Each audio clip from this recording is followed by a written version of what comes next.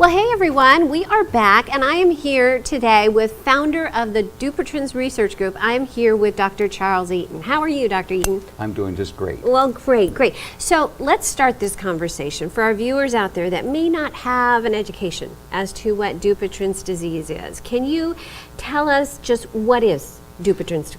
Sure. It's a surprisingly common problem that affects the hands. And what happens is people start out with normal hands, and that in a period of time, generally later in their life, they will start having changes in their palm, lumps in the palm, and then the tissue that's underneath the skin slowly shrinks and it pulls the fingers down so people can't straighten out their fingers.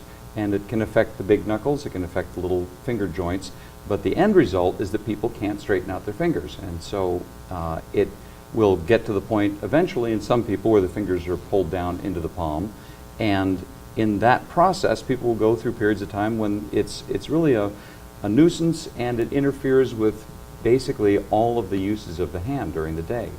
And that's incredible. So, you know, I was very interested in the statistics and how Dupuytren started. Can you comment on how one acquires Dupuytren's? Well, it's believed to run in families. Okay, so there's a genetic component. There's a genetic component based on pedigree studies that have been done of families. Okay. And there is some, there's a lot of genetic work that's been done trying to sort that out, but we haven't drilled down to one gene. We have, at this point, about 6 candidate genes that look like they are involved, but they may not be the primary gene involved. They may be responding to other genes that we haven't identified yet. But it runs in families, and it can skip generations.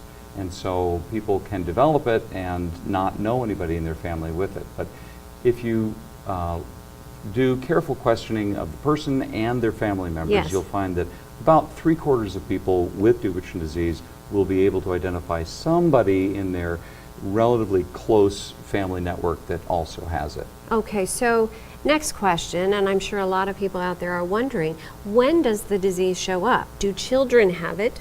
Does it show up as a teenager, later in life? It can show up in children. Okay. But it's very rare. And because we don't have a definitive way to say, yes, this is Dupuytren disease or not, based on a blood test or even a tissue biopsy, it's not clear that what looks like Dupuytren disease in children is actually the same thing as what adults typically get. Oh, is that right? Yep. The time that people first start getting it generally is in the late 40s or early 50s. Okay. The most common time for people to have Dupuytren disease diagnosed and seeing a doctor for is in their late 50s, early 60s. So it slowly progresses, and people may have a lump that shows up in their palm. They think it's a callus, they don't do anything about it, and that stays that way for years. And 5-10 years later, they start noticing some tightness in their palm, and it may progress to pull the finger down over another few years after that. Or it may run along very quickly. Some people will notice a lump, and by the end of the year, they've already developed a bit of a bend in their finger, a contracture, and that's why it's called Dupuytren contracture. So, for someone having some of those symptoms, maybe they don't know what it is, but we're bringing awareness to it. How important is it for them to get immediate treatment versus watching it and waiting? Well, it's at this point, it's not an emergency to take care of. It's important to get diagnosed because people can have lumps in their palms for other reasons, and it's important that someone has a proper diagnosis. It's sometimes confused with arthritis. There are some benign tumors that people can have in their palm that that can look like that, although they're uncommon. Yes. And some people will have tendinitis that can look like that as well. Right. So most people who are diagnosed sometime after they first notice it, yes, a year, a couple years, they'll say, I need to have this thing checked out. So it would be different if we had a medicine for it.